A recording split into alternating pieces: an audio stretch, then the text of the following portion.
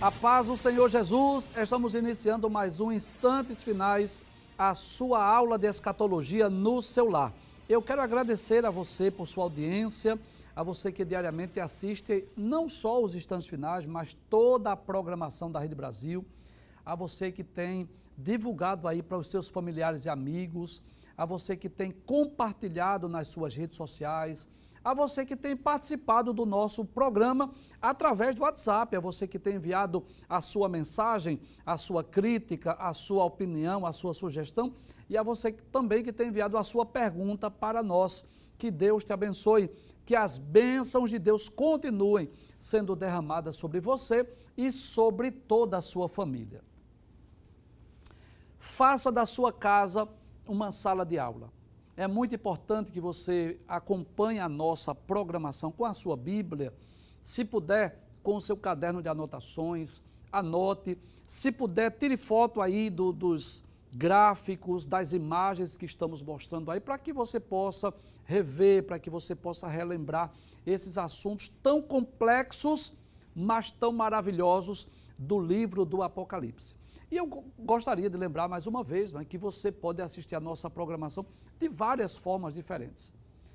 Você tem várias opções. Por exemplo, além do canal de TV, você tem a opção do YouTube, e lá no YouTube você tem dois canais. Tem o que é Rede Brasil Oficial e tem o IEADPE Oficial.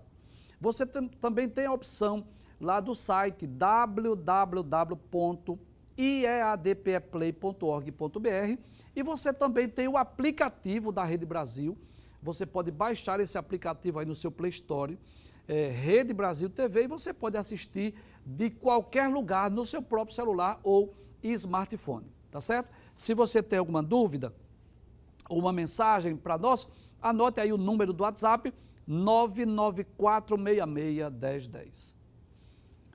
Muito bem, se você está acompanhando diariamente o nosso programa, você sabe que nós estamos estudando o capítulo 15 do livro do Apocalipse, que trata exatamente desta visão maravilhosa que João teve, onde aparece agora 7 anjos com os 7 cálices da ira de Deus. Você vai perceber, nós dissemos isso no programa anterior, não é? Que existem 3 séries de juízos. Pode trazer a tela, por favor? 3 séries de julgamentos durante o período da grande tribulação. São 7 selos. O detalhe é que os 7 selos são abertos pelo Cordeiro.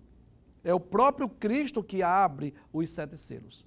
Mas a segunda e a terceira série de juízos e de julgamentos, que são as 7 trombetas e os 7 cálices, são os anjos que vão tocar as trombetas ou vão derramar sobre a terra estes cálices.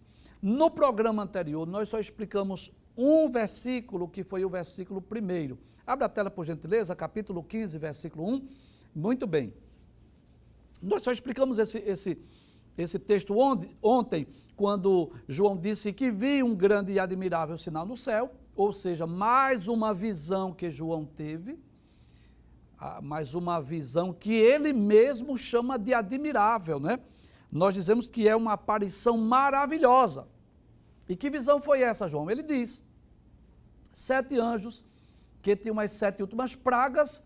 Nós explicamos o porquê das últimas pragas, porque as outras foram os selos e as trombetas, e porque nela é consumada a ira de Deus. Então nós ontem falamos exatamente sobre essa manifestação da ira de Deus. Pode trazer a tela?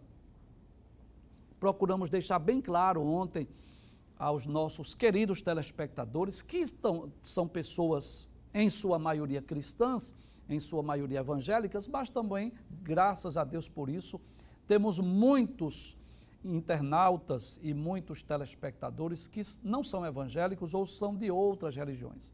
E eu gostaria de deixar bem claro que nós nos sentimos felizes, muito felizes. Eu me sinto muito privilegiado em poder ter um público tão diversificado de alunos lá no nosso seminário. Geralmente o grupo de alunos ele é mais homogêneo, né?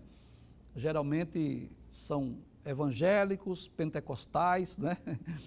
Mas aqui na TV nos instantes finais, o grupo de alunos que nós temos é um grupo muito heterogêneo, são pessoas evangélicas de várias denominações, que nós os amamos em Cristo Jesus, independente da sua religião, independente da sua igreja.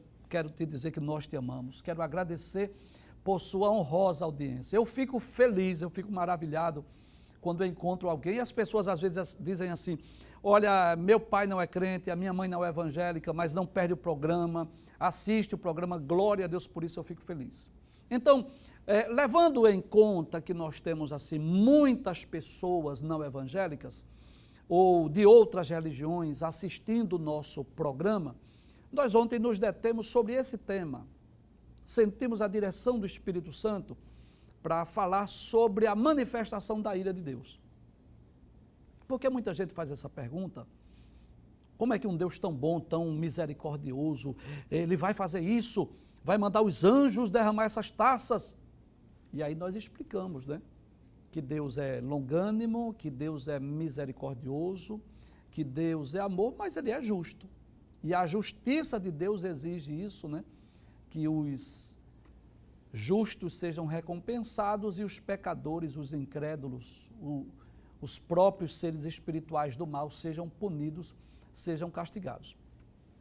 E nós dedicamos o programa ontem a falar sobre a nossa sociedade, o que é que nós já podemos perceber de pecado e iniquidade já em nossos dias, e a tendência natural, eu posso dizer isso com muita tranquilidade, é que a iniquidade e o pecado aumente e prolifere e cresça ainda mais durante a grande tribulação. Imagina, por exemplo, se as coisas já estão difíceis hoje, imagina durante a grande tribulação que os seres demoníacos que estão no segundo céu serão lançados à terra. Que Satanás que está no segundo céu vai ser lançado na terra. Que haverá a implantação de um governo único, de uma moeda única, de uma religião única, enfim. Então, a justiça de Deus exige que os pecadores, os ímpios, os incrédulos sejam punidos, sejam castigados. E esta ira, que já manifestou-se, né, expliquei isso no programa anterior, já manifestou-se de diversas formas, através do dilúvio, através da destruição de Sodoma e Gomorra, através do cativeiro babilônico, através das dispersões do povo judeu, vai se manifestar de outras formas durante a grande tribulação. E quais são essas formas? A abertura de 7 selos, o toque de 7 trombetas e o derramamento dos 7 cálices da ira de Deus. Embora que o texto que descreve esse derramamento dos 7 cálices está no capítulo 16, nós vamos estudar isso em outros programas, mas já no capítulo 15, nos versículos 1 a 8, nós temos essa antecipação dessa visão, e nós vamos nos deter, a princípio, ao estudo do capítulo 15, como nós nos propomos a estudar o Apocalipse, versículo por versículo. E aí sim, depois vamos estudar de forma mais específica sobre os 7 cálices, ou as 7 taças da ira de Deus. Então, como nós já explicamos o versículo 1, vamos para o capítulo 15, versículo de número 2. Pode passar a tela.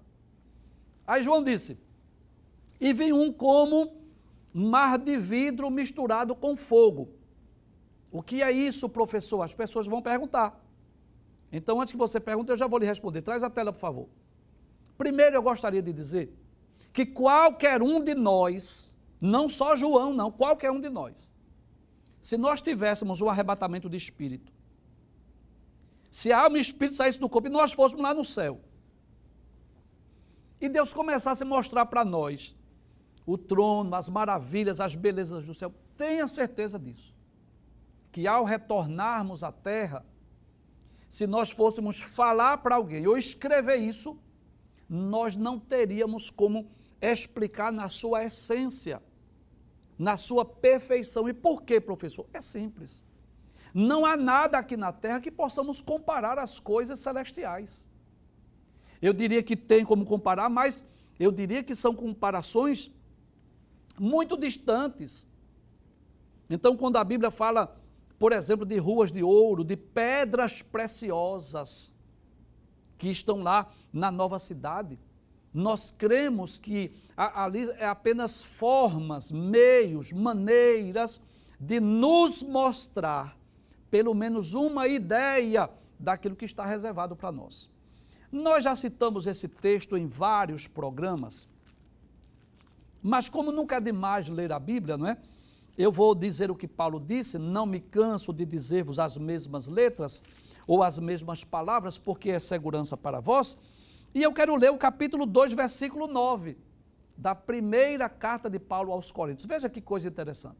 Paulo disse assim: mas como está escrito, as coisas que o olho não viu, e o ouvido não ouviu, e não subiram ao coração do homem, são as que Deus preparou para os que o amam.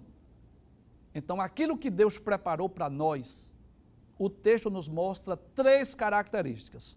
Primeiro, ele diz que o olho não viu. Ninguém nunca viu aquilo que Deus preparou. Não tem nada que possamos comparar aqui.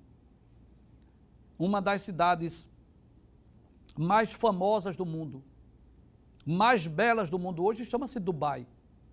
Muitas pessoas estão indo para Dubai para conhecer as maravilhas daquela grande cidade. Mas eu diria que aquilo é insignificante com aquilo que está preparado para nós. Não dá nem para comparar. A palavra de Paulo diz assim: o olho não viu. O que mais, Paulo? Segunda característica, ele diz: o ouvido não ouviu. Ninguém nunca ouviu. Terceira característica, não subiu ao coração do homem. Então nós devemos entender que aquilo que está no céu, reservado para os salvos, para os justos, vai além da imaginação, da compreensão humana. Nós, quando lemos na Bíblia, falar de coroas, de ouro, de pedras preciosas, é apenas para que tenhamos uma ideia, mas cremos que aquilo que está reservado para nós vai muito além da nossa compreensão ou além da nossa imaginação.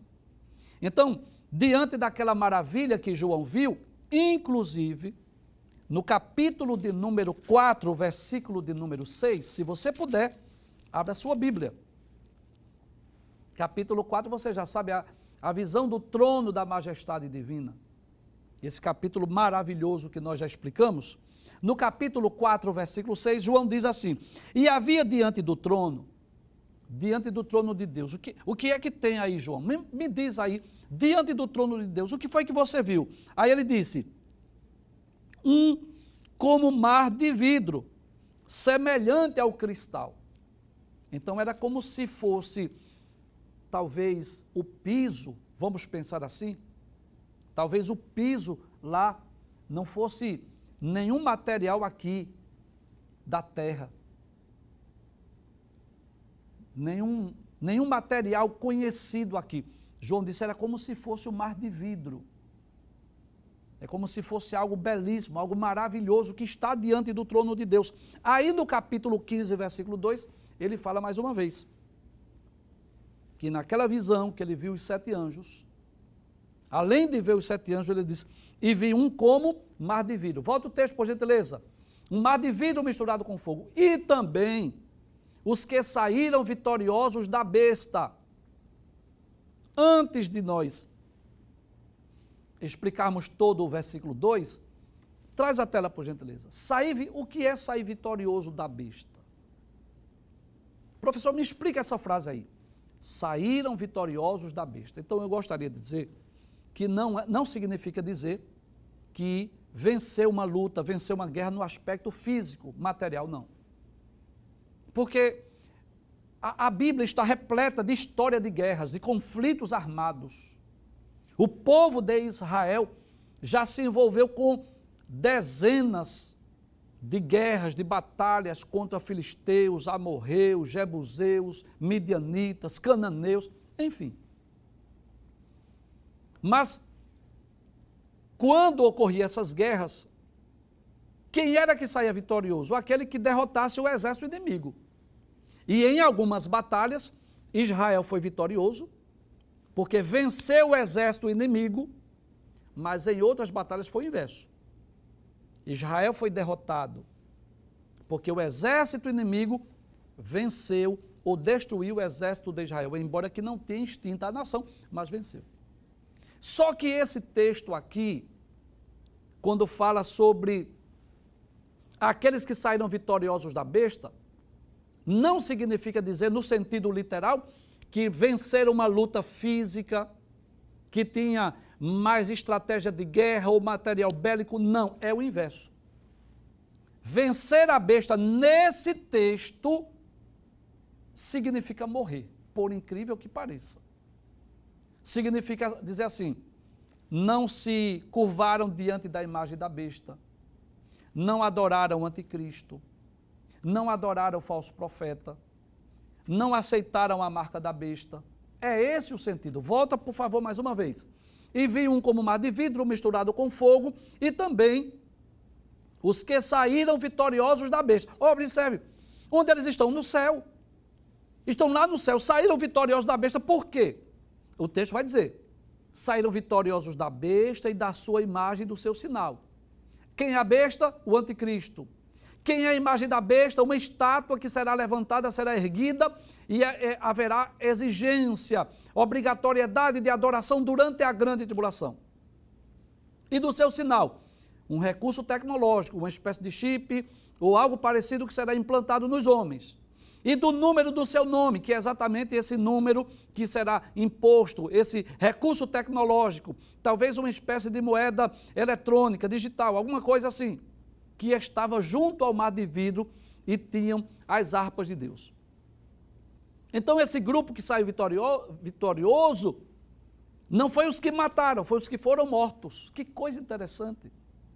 Porque nas guerras aqui da terra, nos conflitos armados, quem é que sai vitorioso? Aquele que mata, aquele que destrói, aquele que aprisiona os seus inimigos.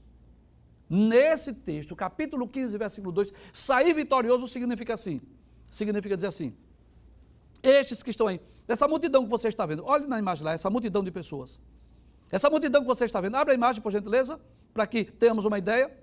Essa multidão com harpas nas mãos, observa aí o detalhe da imagem.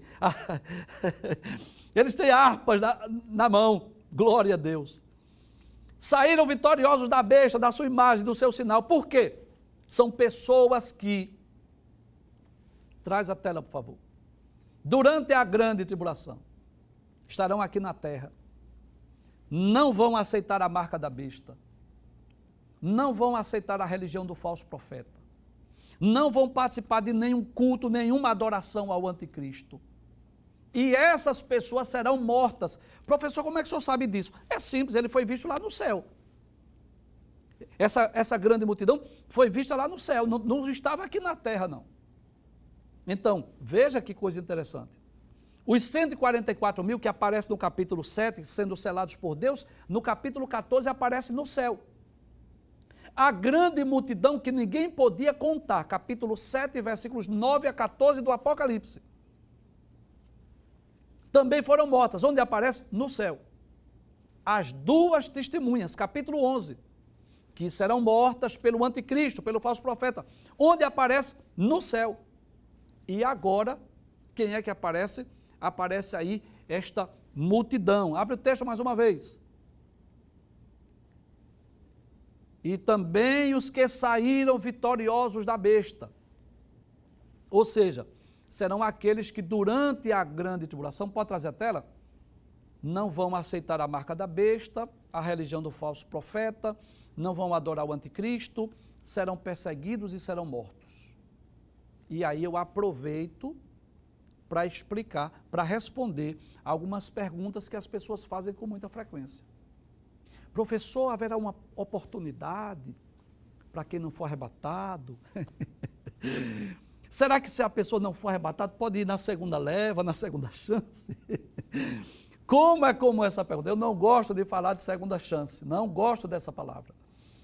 Porque o que eu posso dizer à luz da Bíblia é, durante a grande tribulação, haverá pregação do Evangelho, as pessoas poderão se converter, poderão ser salvas, mas terão que estar dispostas a dar a sua vida. Então, a Bíblia está repleta de texto mostrando essas pessoas morrendo. Anote aí, por favor, capítulo 6, versículos 9 e 10, capítulo 7, versículos 9 a 14, capítulo 13, versículo de número 7, capítulo de número 13, versículo de número 15, capítulo de número 15, versículo de número 2. Então, as pessoas que se converterem durante a grande tribulação serão perseguidas e mortas. E permita-me dizer aqui, sem querer, sem ter nenhum objetivo de amedrontar ninguém, de causar nenhum pânico. Existem mortes que são rápidas, né?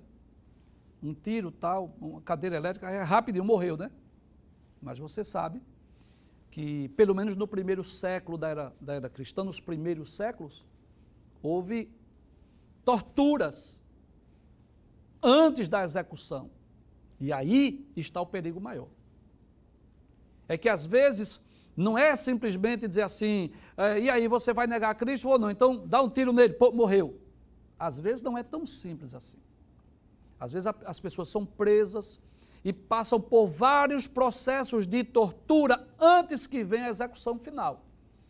E eu posso te garantir que não vale a pena nós nem pensarmos numa segunda chance ou segunda oportunidade. A melhor coisa que fazemos é nós estarmos prontos hoje, até porque nós podemos atravessar a ponte, através da morte, passarmos para o reino da imortalidade, e o passaporte tem que estar garantido com a viagem que leva-nos ao destino celestial, que é a certeza que todo salvo tem.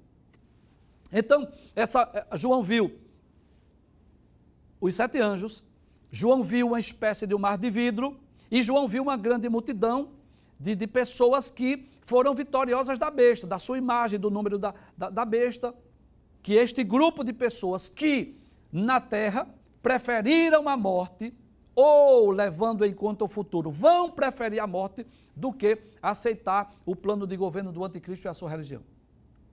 Mas que coisa interessante, eu quero parabenizar a equipe de artes da Rede Brasil. O interessante é que o texto diz que eles estão com harpas nas mãos, as harpas de Deus. E o que acontece é que aqui morte, perseguição, tragédia, sofrimento, perseguição, opressão. Aqui na terra, torturas, prisões e mortes. Mas quando eles atravessam a ponte e são levados para o reino da imortalidade, eles estão com harpas nas mãos. Para que essas harpas? Para celebrar a vitória, para comemorar. Nós vencemos. E vencer aí, eu já disse, não é guerrear para matar. Vencer aí é não pecar, é morrer para não pecar. É isso que significa. Veja o que diz o versículo de número 3. O versículo de número 3 diz assim: e cantavam o cântico de Moisés, servo de Deus. Glória a Deus. Então o céu, traz a tela por favor, é o lugar onde não haverá pregação do evangelho. No céu não haverá manifestação de dons espirituais. No céu eu não vou precisar de dar aula de teologia. Não haverá ensino. No céu não haverá necessidade de visitas, não haverá necessidade de aconselhamentos, não haverá orações, não haverá intercessões, mas o céu será um lugar de louvor. E que coisa interessante, a Bíblia diz que eles estavam cantando o cântico de Moisés. E tudo nos leva a crer, né? Aquele cântico lá de Êxodo, capítulo de número 15. Você já leu esse cântico? Se você não leu, leia aí na sua Bíblia. Agora não, depois do programa você lê. Capítulo 15 do Êxodo. Depois que os filhos de Israel passaram a pés enxutos, passaram o Mar Vermelho, e depois que as águas se fecharam e tragou o exército de Faraó, Moisés cantou com os filhos de Israel. Está no capítulo 15, versículos 1 até o versículo de número 19. Em suma, em síntese, em resumo, eles estavam enaltecendo a grandeza, o poder de Deus, por tão grande livramento. Então, falar do cântico de Moisés, que será entoado no céu, é o cântico que nos faz lembrar libertação, que nos faz lembrar livramento, É claro que eles foram mortos fisicamente, mas onde eles estão cantando? Estão cantando no céu. Estão cantando lá na presença de Deus, com harpas.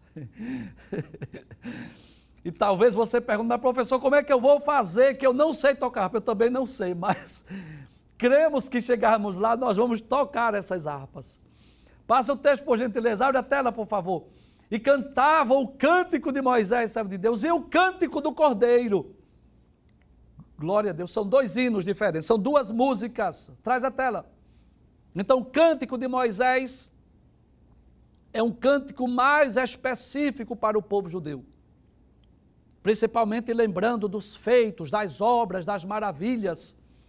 Quando eles, com um braço forte, Deus os tirou lá da opressão de Faraó, lá do Egito. Mas o cântico do Cordeiro fala de um hino que nos fala de uma libertação maior. É mais voltada para a igreja, para os crentes do Novo Testamento, da Nova Aliança. Nós vamos cantar o cântico do Cordeiro, o cântico de celebração por tão grande dádiva, por tão grande presente, por tão grande salvação. É por isso que nós cremos, é mais uma razão para nós cremos que a nossa memória não vai ser apagada de forma alguma. Nós vamos nos lembrar das aflições, das provações. O que não haverá são tristezas, sentimentos ruins. Tristeza, remorso, ciúme, saudade. Essas coisas no céu não tem.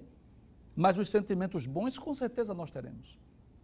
E cantar o cântico de Moisés é o cântico da libertação do povo hebreu lá do Egito. E cantar o cântico do Cordeiro é o cântico da libertação do pecado, da libertação dessa natureza caída ou pecaminosa, da nossa salvação.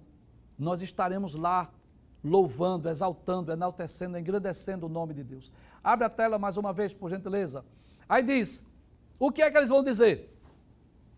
Grandes e maravilhosas são as tuas obras, Senhor, Deus Todo-Poderoso. Então observe que o que é que nós queremos chamar a atenção?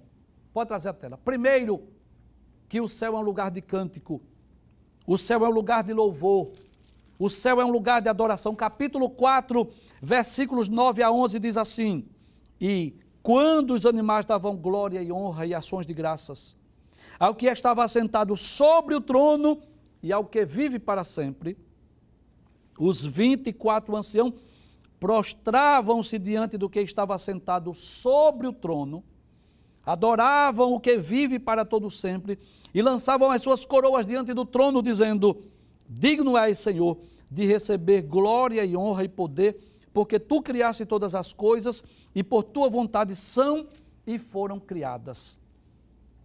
No capítulo 5, versículo 9 e 10, a palavra de Deus diz, cantava um novo cântico, dizendo, digno és de tomar o livro e de abrir os seus 7 selos, porque foste morto e com teu sangue compraste para Deus homens de toda tribo e língua e povo e nação. E para o nosso Deus o fizestes reis e sacerdotes, e eles reinarão sobre a terra. Capítulo 14, versículo de número 3, diz assim, cantavam como cântico novo diante do trono e diante dos 4 animais e dos anciãos. E ninguém podia aprender aquele cântico, senão os 144 mil que foram comprados da terra.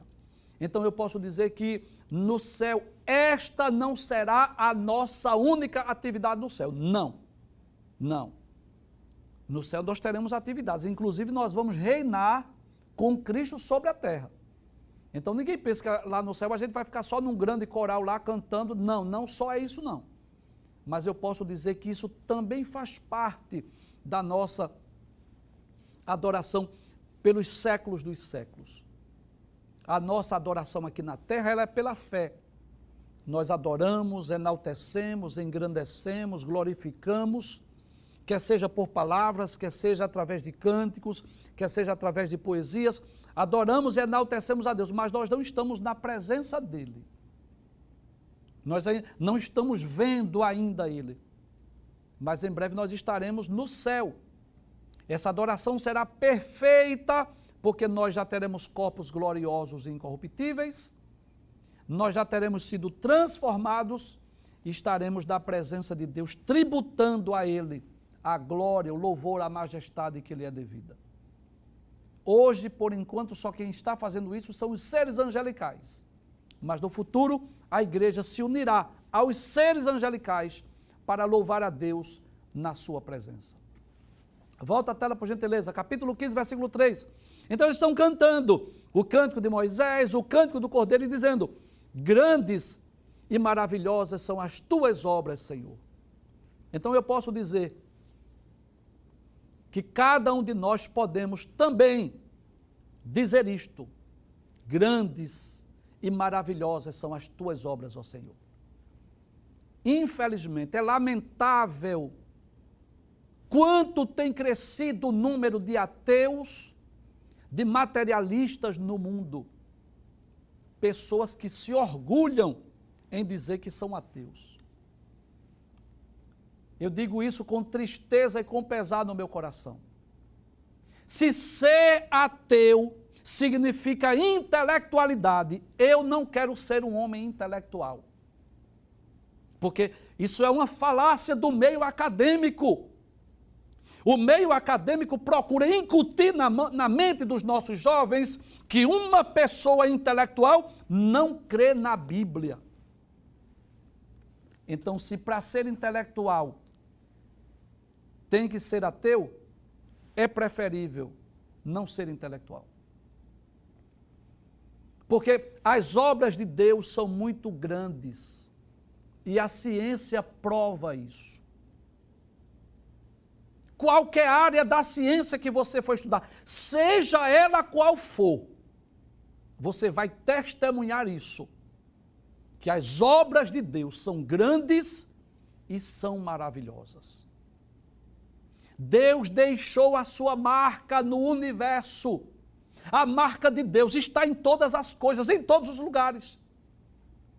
Vai estudar o corpo humano, as células, os órgãos, a harmonia, para que o nosso organismo, essas células, esses membros estejam trabalhando em harmonia, para que nós possamos desenvolver as nossas atividades. Vai ver a inteligência de cada glândula, de cada célula, de cada órgão no nosso corpo. Vai estudar isso. Olha para a perfeição do universo. Para os astros, para o sol, para a lua, para as estrelas. É por isso que o salmista diz no Salmo de número 19, e Paulo repete isso em Romanos capítulo 1. Os céus proclamam a glória de Deus, e o firmamento anuncia a obra de suas mãos. Sem linguagem, sem fala, ouvem-se as suas vozes. É como se você chegasse numa galeria e ao olhar aquelas pinturas, olhar aqueles quadros, você talvez nunca tenha visto o pintor, talvez até ele nem exista mais, mas que você é capaz de, pelos detalhes, pelos traços, pela pintura, pela beleza, você é capaz de dar grandes somas de dinheiros por aquele quadro, porque você viu ali um trabalho artístico. E eu quero dizer que esse trabalho artístico não é nada comparado à beleza e à perfeição do universo. Olha para a natureza.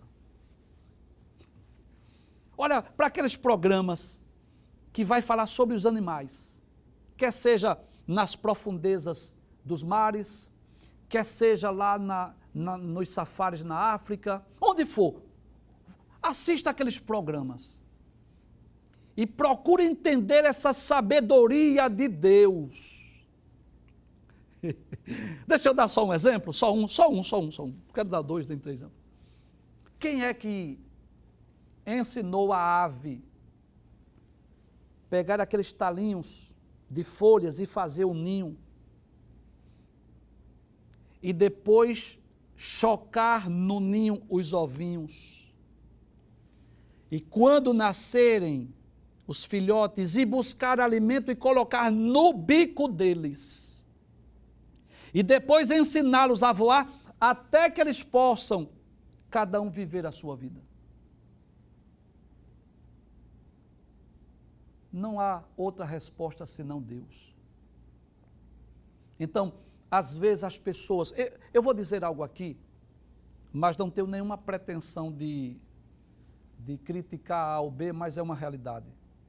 Infelizmente, há muitas pessoas que, por conta do academicismo, da intelectualidade, para ter um nome, um destaque na sociedade, orgulha-se de dizer que é ateu e de tentar provar que Deus não existe.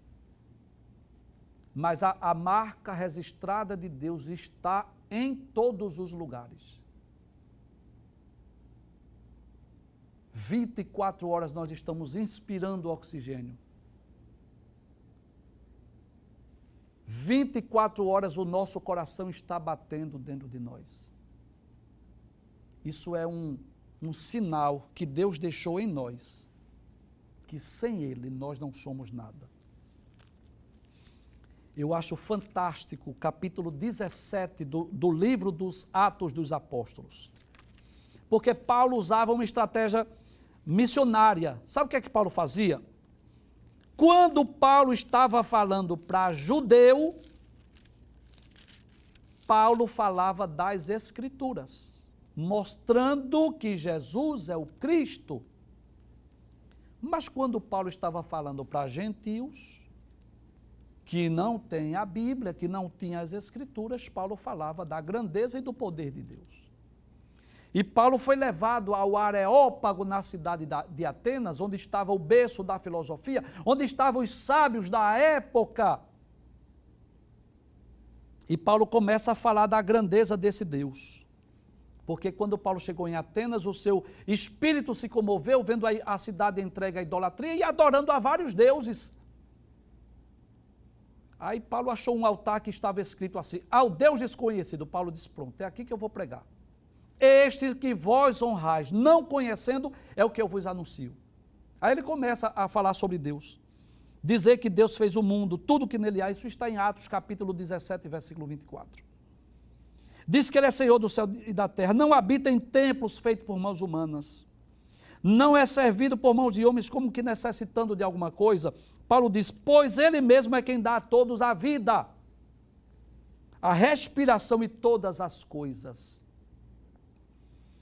Então, aos ateus de plantão que estão me ouvindo, eu quero dizer que, embora você não creia que Deus existe, você só está respirando e o teu coração só está batendo, porque é Deus quem te dá a respiração. Se Ele negar esse oxigênio para você, dentro de poucos minutos, você vai passar para o reino da imortalidade. Paulo diz ainda, no versículo de número 26, que ele mesmo, só de Adão fez toda a geração de homens para habitar sobre toda a face da terra.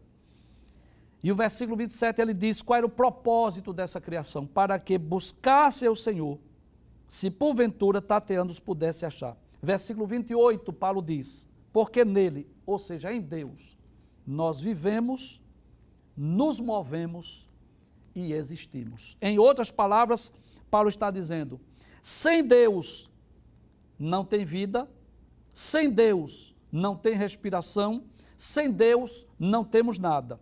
Sem Deus, também posso dizer aqui que nós não podemos viver, nem nos mover e nem existir.